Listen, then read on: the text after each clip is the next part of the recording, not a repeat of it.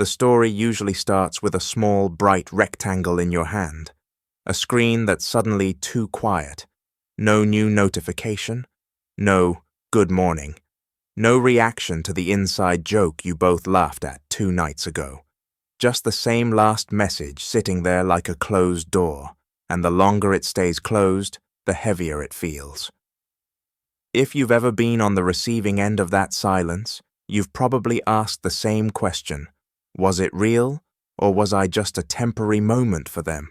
And the bigger question behind it, what no one says out loud until they're alone with their thoughts, is this ghosting?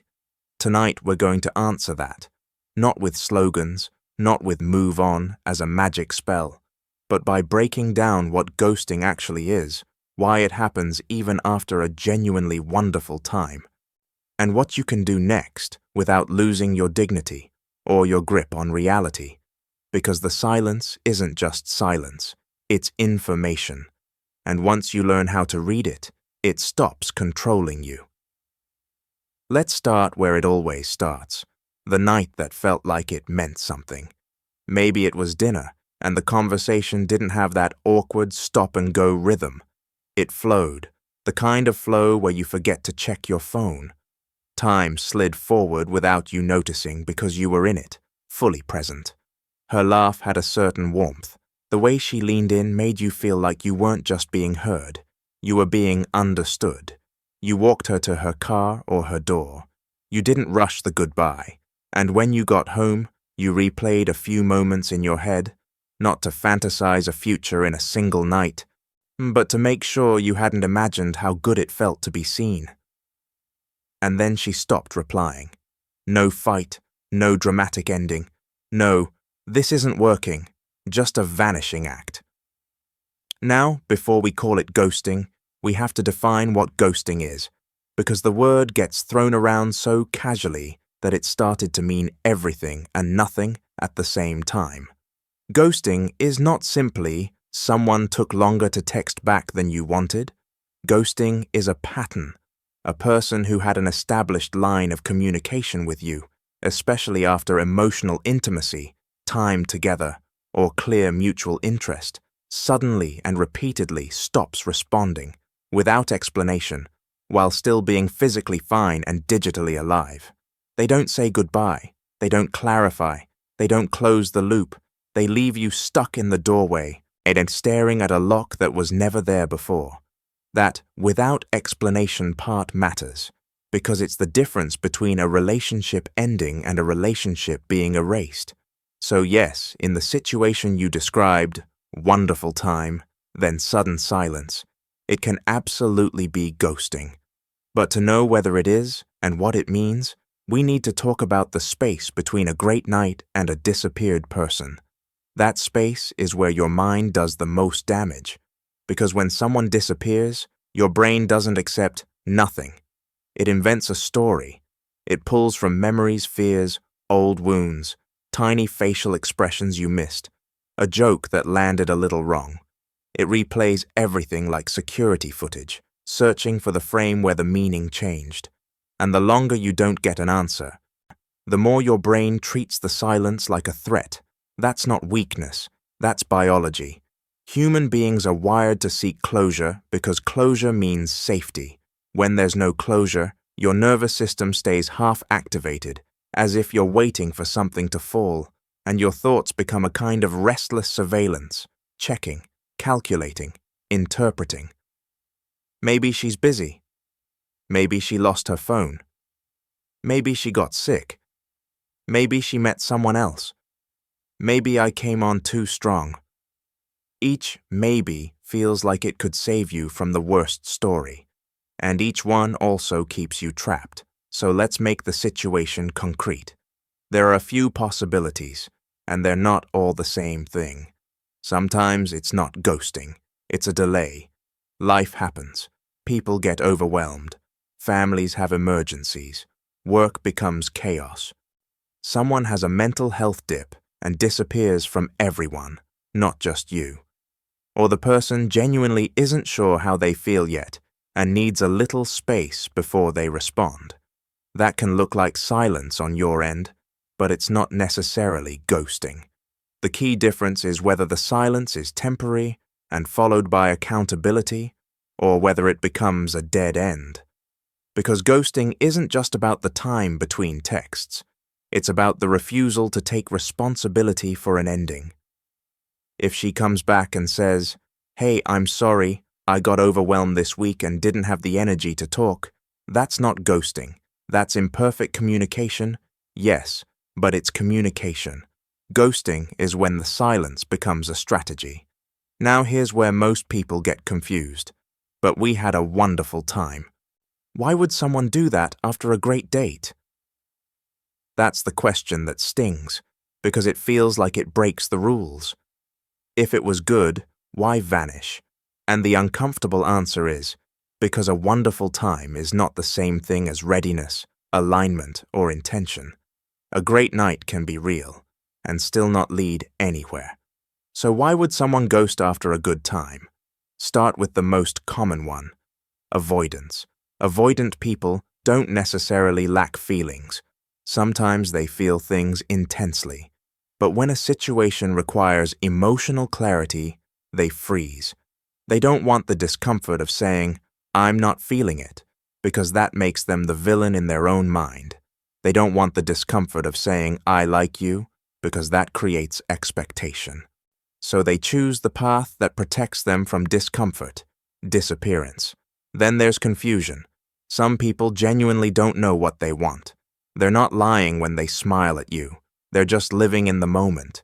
But when the moment ends, reality comes back. Their ex, their fear of commitment, their chaotic schedule, their emotional unavailability. And instead of having an adult conversation, they do what modern dating teaches: keep moving. Another reason is mismatch. Sometimes you had a wonderful time because you were warm, present, and interesting, and she enjoyed being with a person like that. But afterward, she realized you're not the fit she wants, or the attraction wasn't as deep as the moment felt. That doesn't make you wrong. It makes the moment smaller than you hoped. And then there's fear, especially in women's experiences with dating. Not every man handles rejection well. Many women have learned that a simple "I'm not interested" can trigger anger, manipulation, or harassment. So some women ghost as a safety strategy, not a cruelty. It's still painful, and it's not ideal communication, but sometimes it's a protective response, especially if she sensed pressure, entitlement, or volatility, even if you didn't intend it. And finally, the blunt reason: convenience. Some people ghost because they can. They enjoyed the date, they enjoyed the attention, but they were never planning to follow through. They were in a mood, not a mindset. And once the mood passes, you become an unopened tab they don't return to. Now you may be thinking, "Okay, but how do I know which one it is? How do I know if I'm being ghosted?" You don't need a crystal ball. You need a few clear signals. Signal 1, time. Not an hour, not a day. Ghosting usually reveals itself over several days of silence, especially if there were consistent replies before. If you went from active conversation to nothing for 4 or 5 days, and she's clearly online in other ways, posting, liking, viewing stories, that's not busy. That's distance. Signal 2, pattern. Does she ignore direct questions? Does she vanish every time you try to make plans? Does she reply with vague, non-committal lines and then disappear again? Sometimes it's total, sometimes it's intermittent. Either way, it keeps you uncertain. Signal 3, the last interaction. Was there a clear invitation to continue? Did she say, "Nita, let's do this again," or "text me when you get home," or "I had a great time"? If the vibe was mutually positive and she still disappears, the contrast becomes the signal. Signal 4, effort. A person who's interested makes things easier, not harder. They don't turn communication into a puzzle. And this is the moment where the experience turns into a private ritual. It's the next day, mid-afternoon. You're doing something ordinary, standing in line, answering emails, walking down a street you've walked 100 times, and your hand keeps drifting toward your pocket. You check the phone, tell yourself you're just seeing, and the same empty space greets you again. You start drafting messages you never send. One version is casual. Hey, hope your day's going well. Another version is playful, ink trying to recreate the energy from the date. Another version is sharper, because the longer you wait, the more your nervous system starts translating silence into disrespect.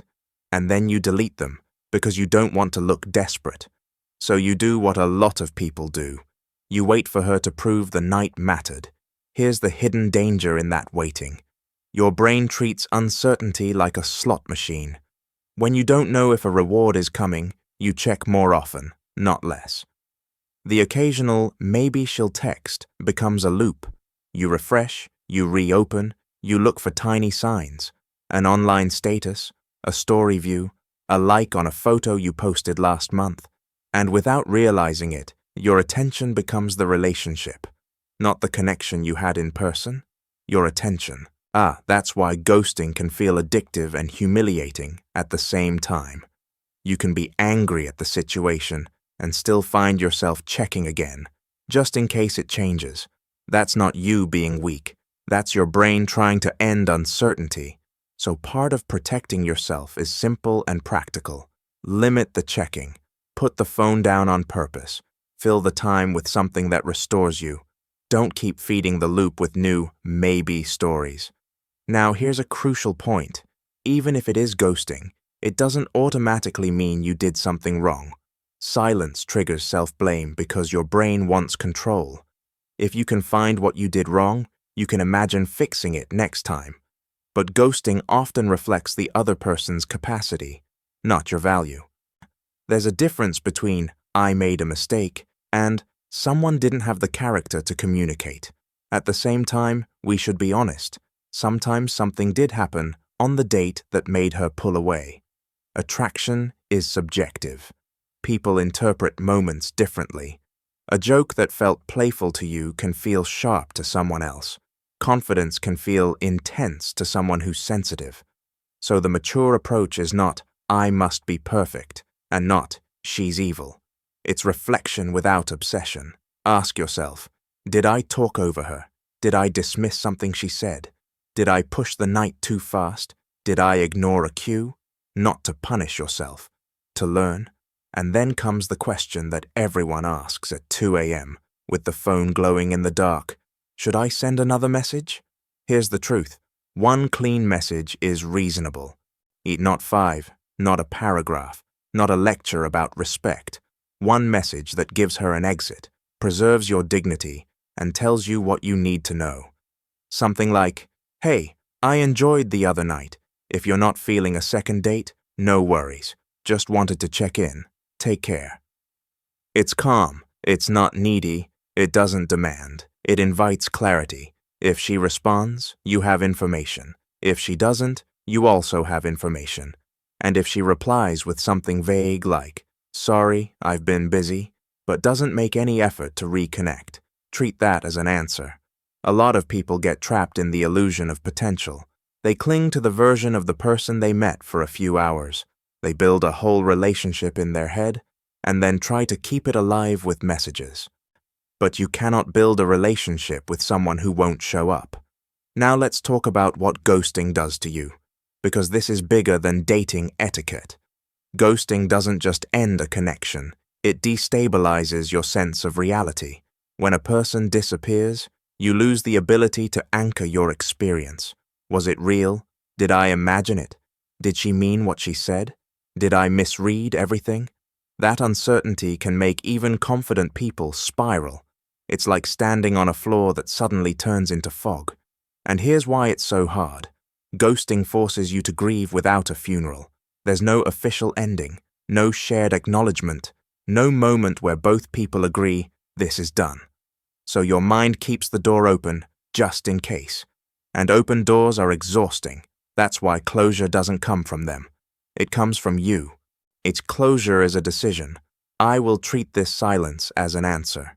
Not because you like it, because you respect yourself. Now, if you're listening to this and thinking, but I really liked her, I don't want to just walk away. You're not wrong for feeling that. It's normal to want to fight for something that felt promising. But there's a difference between effort and self-abandonment. Effort is showing interest and making plans. Self-abandonment is chasing someone who isn't responding. Effort is asking a question. Self-abandonment is begging for basic communication. Your job is not to convince someone to choose you. Your job is to choose people who choose you back, and your boundaries matter. If someone vanishes and returns weeks later with casual familiarity, you don't have to pretend it didn't happen. You can respond with standards. Good to hear from you. I was confused when you disappeared. If we talk again, I need consistency. That's not drama, that's self-respect. Now let's talk about protection in a world where people disappear. You do two things. You calibrate your investment and you keep your life moving. Calibration means you don't hand over your entire emotional world after one wonderful date. It's tempting to do it, especially if you've been lonely or if the date felt rare and special. But early-stage connections are fragile. They're possibilities, not promises.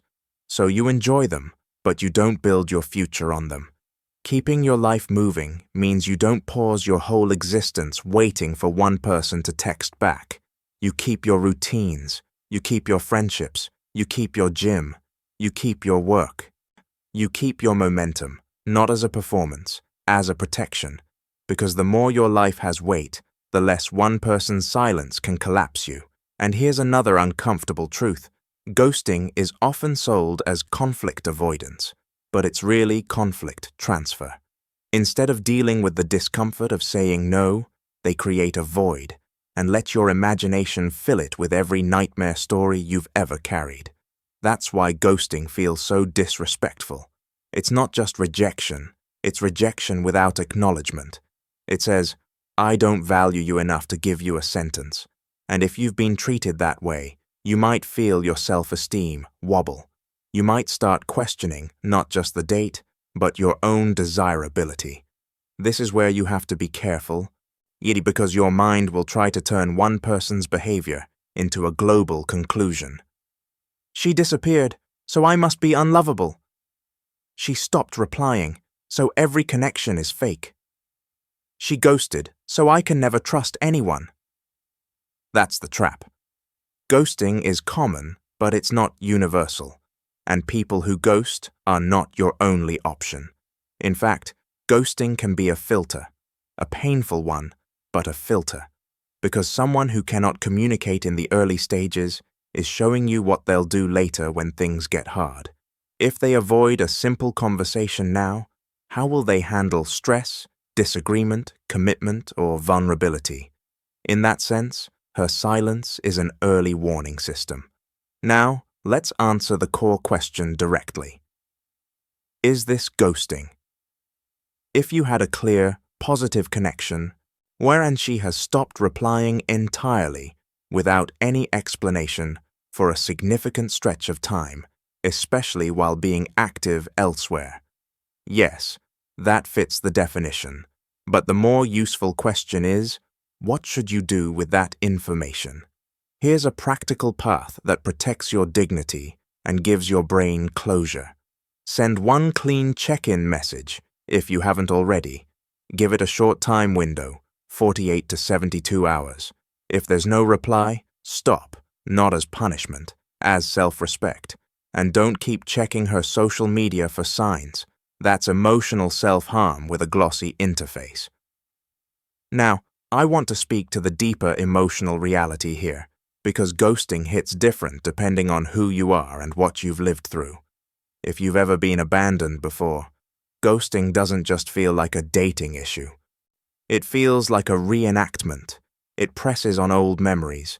The parent who wasn't emotionally present, the friend who disappeared, the relationship that ended without explanation. And suddenly, it's not about one woman not texting back. It's about that familiar, unbearable feeling of being left. That's why you can have one date and feel a level of pain that seems out of proportion. It's not the date, it's what it awakens. So if you're feeling that intensity, don't shame yourself. But also don't let it drive your choices. Instead of chasing her, bring the focus back to you. What do you need right now? Do you need to calm your nervous system? Go for a walk without your phone? Do you need to talk it out? Call a friend? Do you need to be reminded of your worth? Write down the facts. You showed up, you were genuine, you had a good time.